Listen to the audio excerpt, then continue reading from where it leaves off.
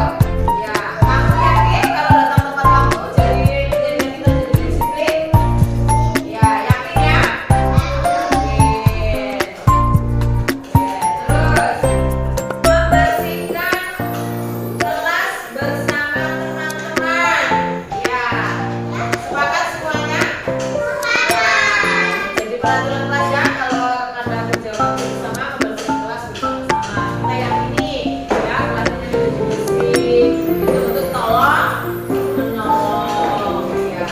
Oke, nanti kita rapikan lagi apa yang sudah jadi peraturan kelas kita bersama. Nanti kita buat dalam beberapa kalimat saja. Kita tempelkan di dalam kelas biar kalian bisa membacanya setiap hari biar teringat terus. Oke. Assalamualaikum warahmatullahi wabarakatuh. A'udzubillahi minasyaitonirrajim. Bismillahirrahmanirrahim. Alhamdulillahirabbil alamin. Nasta'inu ala umuri dunya waddin. Wassalatu wassalamu ala asyrofil anbiya'i wal mursalin sayyidina Muhammadin sallallahu alaihi wasallam wa ala alihi wasallam. Yang terhormat Kepala SD Negeri 21 Bapak yang saya hormati rekan-rekan guru. Pertama, kita panjatkan puja dan puji syukur kepada Allah Subhanahu wa taala atas limpahan rahmat dan karunia sehingga pada siang hari ini saya dapat menyampaikan nomor 14 budaya positif untuk memberikan pendidikan calon guru program anak-anak. Semoga kegiatan ini membawa manfaat. Kedua, selamat salam senantiasa Bapak Ibu yang saya hormati, langsung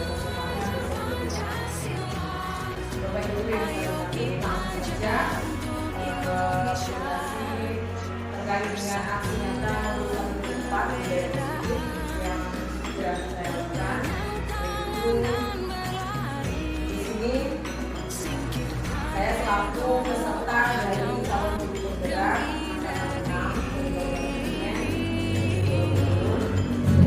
dengan praktek kepada Bapak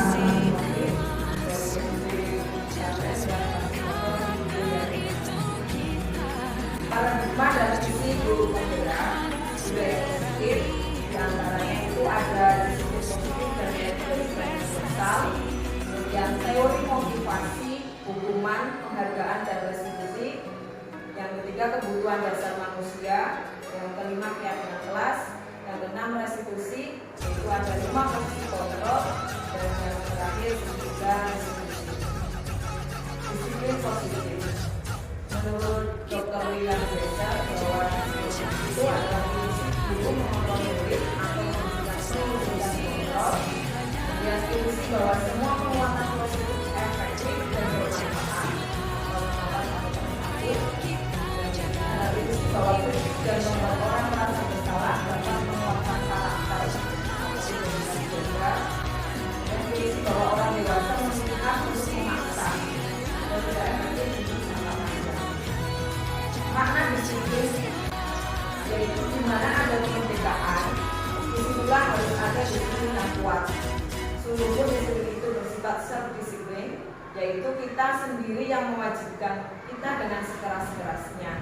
Tetapi itu sama saja, sebab jikalau kita tidak cakap melakukan self-disiplin, wajiblah penguasa lain mendisiplin diri kita. Dan peraturan demikian itulah harus ada di dalam suasana yang merdeka. Itu menurut Belajar Dewangoro, pemikiran konsepsi keteladanan sikap merdeka dalam cetakan kelima tahun 2013 halaman 400. Nah, definisi makna merdeka yaitu menurut Belajar Dewangoro, merdeka itu jawabannya orang melepasi pamrih, minggu kuat kuoso aman diri piyambak.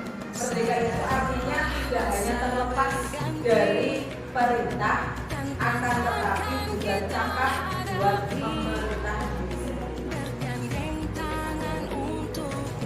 Nah, disiplin positif itu ada stimulus respons dan teori kontrol.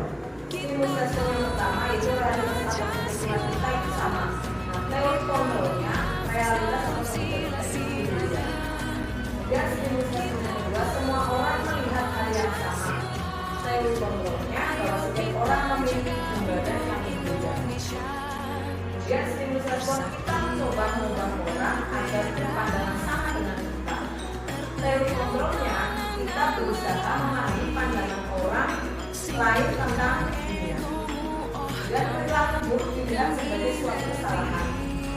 Dari kononnya semua perilaku memiliki tujuan. Orang lain bisa mengontrol saya, tapi dari kononnya hanya Anda yang bisa mengontrol diri Anda. Dan saya bisa mengontrol orang lain.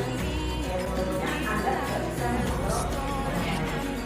Pemaksaan ada pada saat juga gagal, kolaborasi dan konsensus menciptakan pilihan-pilihan baru. Mode berpikir menang atau kalah, itu stimulus responnya. Teori kontrolnya model berpikir menang. Dan nilai-nilai kebajikan universal. Pasti itu nilai-nilai kebajikan universal. Yaitu nilai kebajikan yang disepakati bersama, lepas dari suku bangsa, agama, sifat positif manusia yang merupakan tujuan bijak yang ingin dicapai yang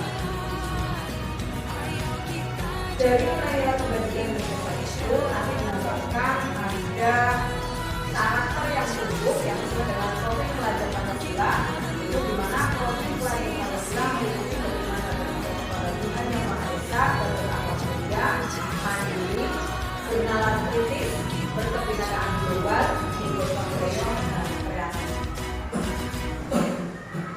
Nilai-nilai kebajikan universal yang lain yaitu 9 pilar karakter.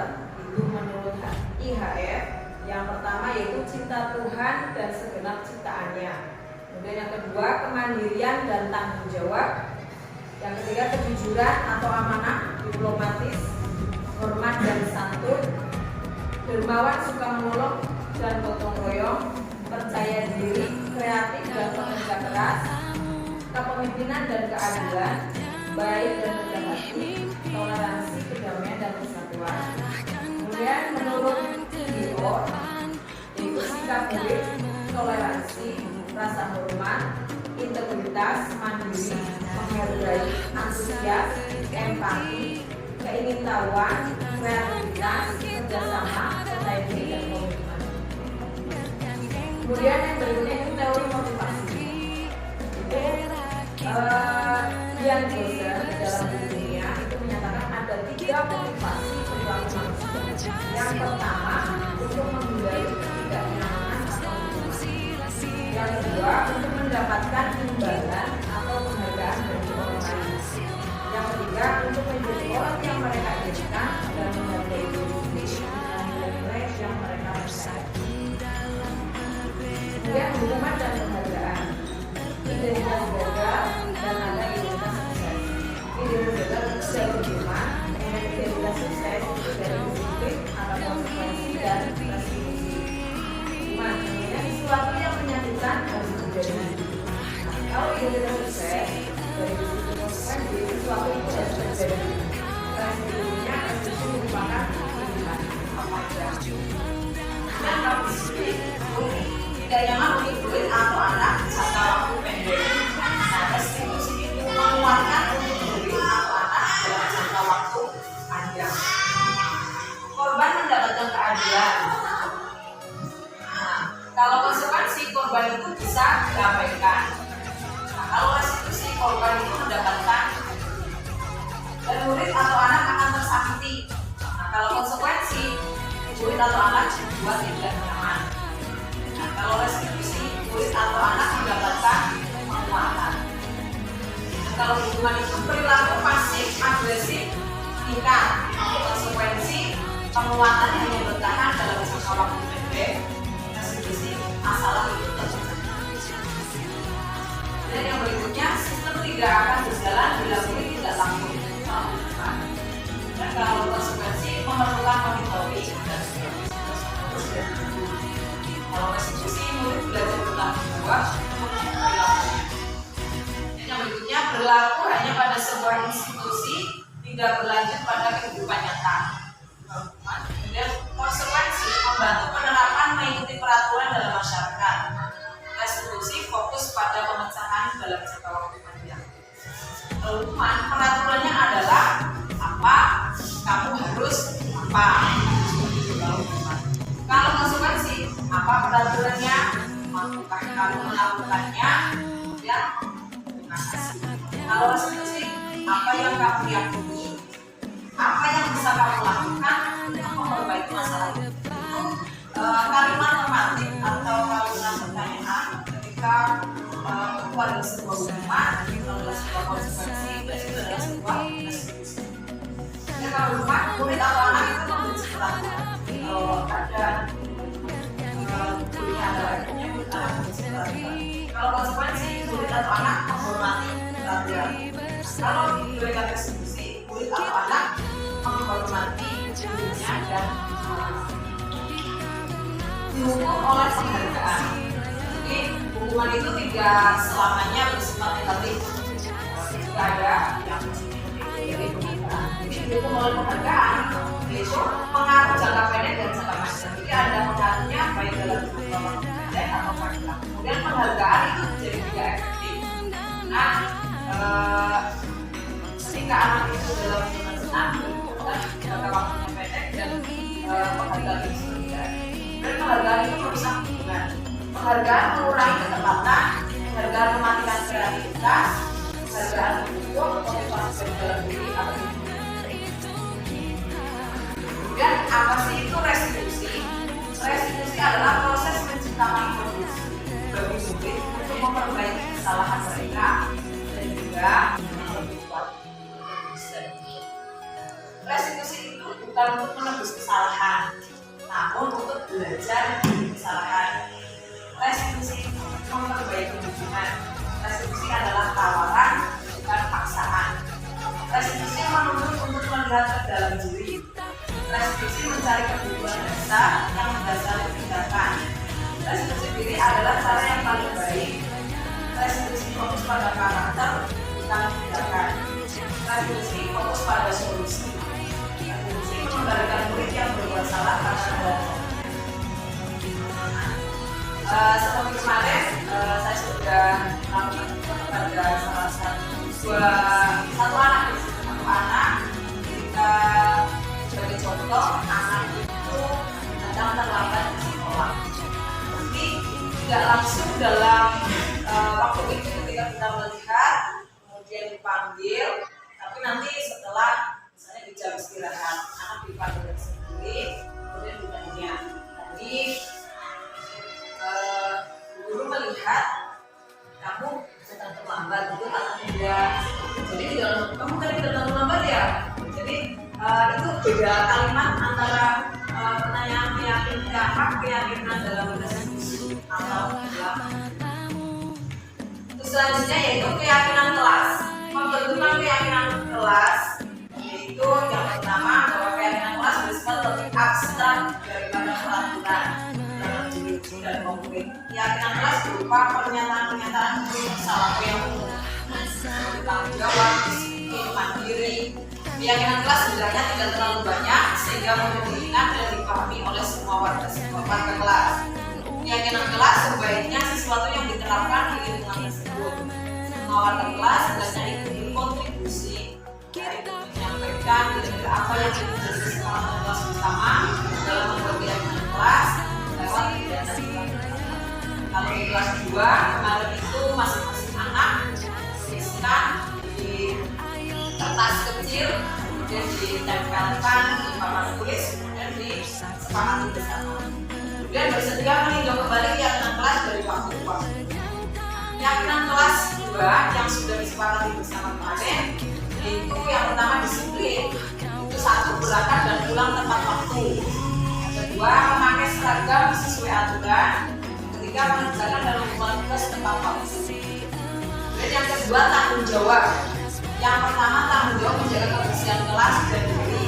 Nah, kebiasaan yang sudah dilakukan ada piket kelas, kemudian setiap hari Jumat itu kontrol buku, ya, kebersihan buku. Kemudian yang kedua, merapikan tempat duduk sebelum pulang. Yang ketiga, mengembalikan barang atau buku ke tempat semula. Kemudian yang ketiga, yang C, menghormati. Itu ada senyum, salam, sapa, sopan santun. Itu dilakukan ketika mau masuk kelas dan keluar kelas. Yang B, bertakwa, mengucapkan salam kepada teman-teman. Kedua, sebelum dan sudah belajar dan membaca itu yang kelas 2. Nah, kebutuhan dasar manusia bahwa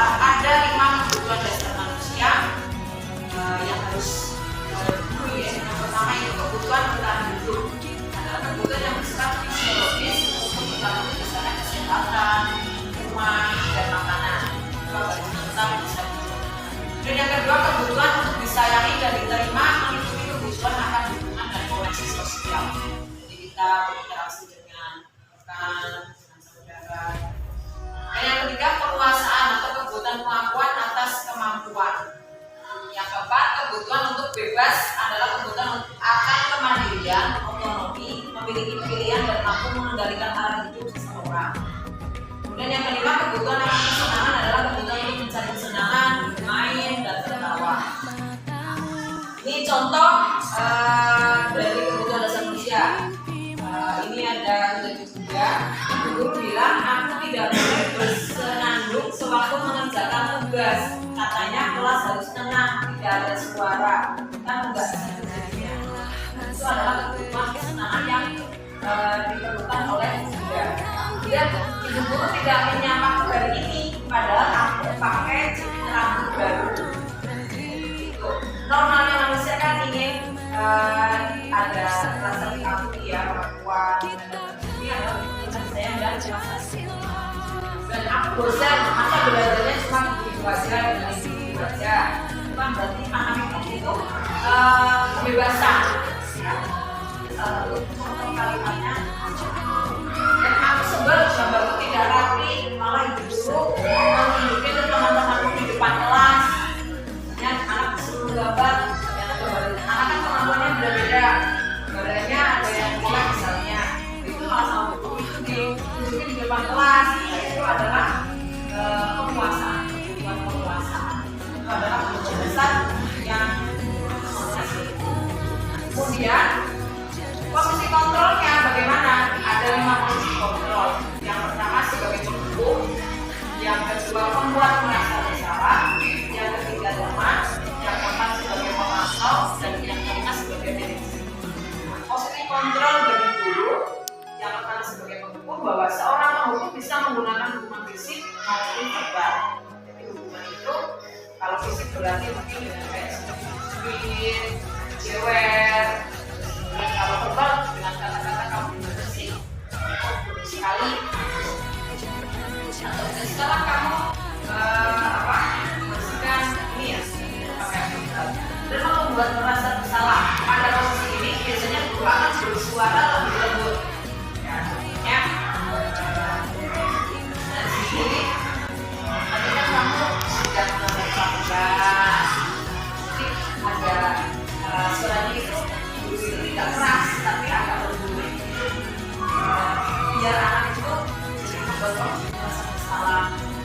Kamu kan tadi sudah melakukan kesalahan, jadi menyampaikannya itu lebih lembut sebagai membuat merasa bersalah.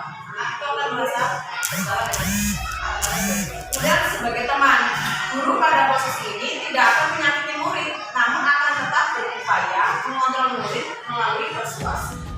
Ini sebagai teman. Jadi jadi ibu bantu biasanya diberi hukuman atau diberi konsekuensi tapi juga diberi guru yang itu atau mungkin guru yang menyampaikan. Jadi ada kata sebagai teman. Dan pemantau berarti mengawasi. Posisi pemantau berdasarkan pada peraturan dan konsekuensi.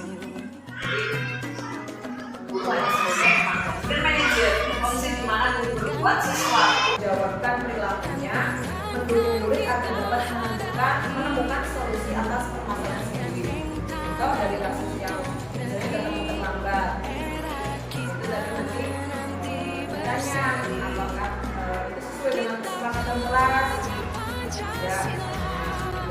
Nanti apa yang akan kamu lakukan, nanti termasuk pembuatan baik atau belum.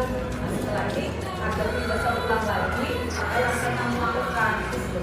Jadi mengajak dengan anak itu untuk mempertanggungjawabkan perilakunya dan menemukan solusi atas permasalahan. Ini contoh 5 posisi kontrol menurut guru dosen.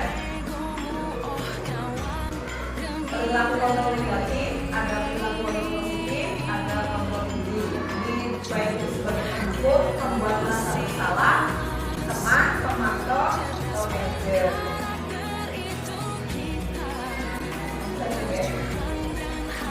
Kemudian ketiga restitusi, yaitu tadi pengertiannya sudah diberikan ya. Nah, jadi ada 3 tahapan segitiga restitusi. Yang pertama itu menstabilkan identitas, yang kedua validasi tindakan yang salah, dan yang ketiga menanyakan keyakinan.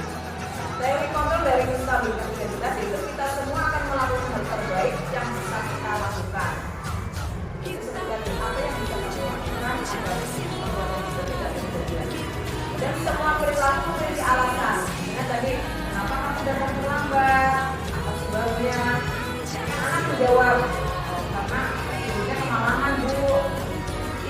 Dia menanyakan keyakinan. Kita semua memiliki motivasi. Ya, dan ibu juga pernah melakukan kesalahan seperti kamu pernah datang terlambat juga.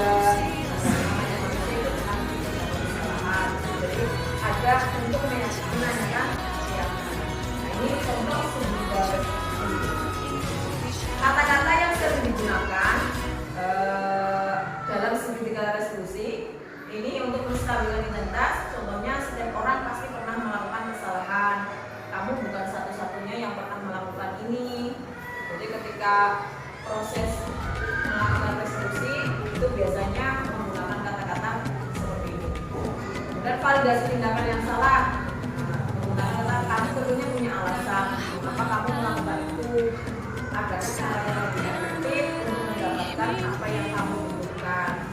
Kemudian menanyakan keyakinan jelas apa yang telah kita sepakati. Kan di kelas itu tadi sudah membuat keyakinan jelas kesepakatan bersama. Kami ingin menjadi orang yang sehat. Itu proses orang yang mempunyai kebenaran itu senantiasa memikirkan dan merasa-rasakan serta selalu memakai pikiran, timbangan, dan dasar-dasar yang pasti disampaikan. Itu standar dari awal sampai akhir. Kemudian presentasi yang dapat saya sampaikan terkait dengan pengalaman aksi nyata menulis sampah tentang budaya positif. Barangkali dari Bapak Ibu ada yang mau bertanya? Ada? Terima kasih kepada Bapak Ibu semuanya. Kurang lebihnya mohon maaf. Dan itu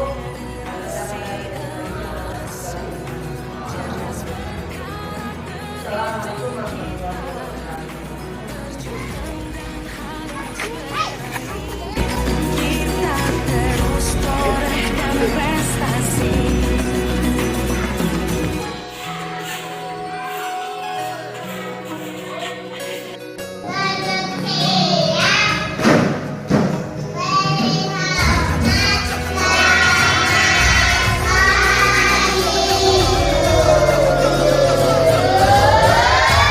Kita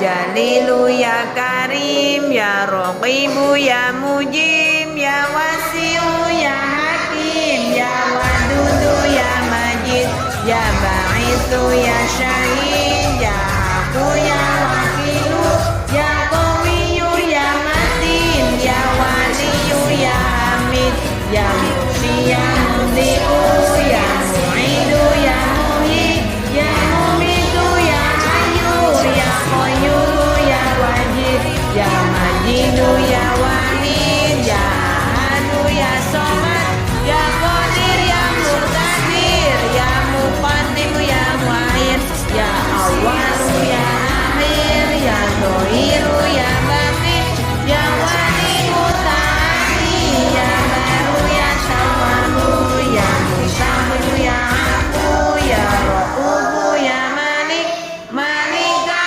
Mulki wal Ikram, ya Muqsitu ya Jami', ya Ghaniyu ya Muni, ya Mani'u ya Daru, ya Nafi'u ya Nuru, ya Hadi ya Badi'u, ya Baqi ya Warithu, ya Rashidu ya Sabur, Azza Jalla Dzikruhu bi asma'ikal husna, ighfir lana dzunubana wa liwalidina wa dzurriyyatina, kafi an sayyi'atina wa tur'ana uyubina wa tur'ana nuqsanina wa qadarajatina wa zidna manafi'an wa rizqan wasi'an halalan thayyiban wa amalan sholihan wa nasir qulubana wa yasir umurana wa sari ajsadana daiman hayatina ila khairi qarina syari ba'idna wal qurban ja'una akhiran minal muna balima qasidana wa hawa hujana wal hamdulillahina alladhiyana tanah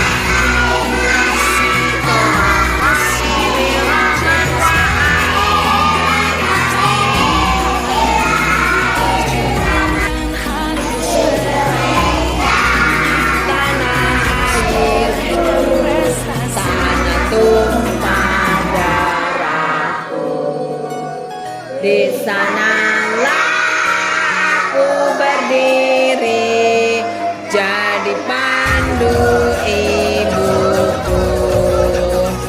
Indonesia kebangsaanku, bangsa dan tanah airku. Marilah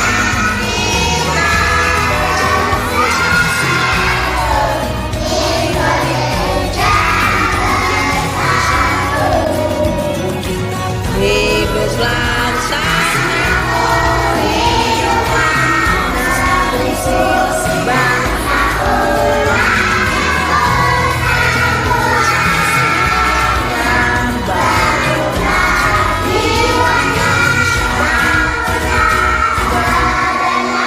untuk Indonesia Raya, Indonesia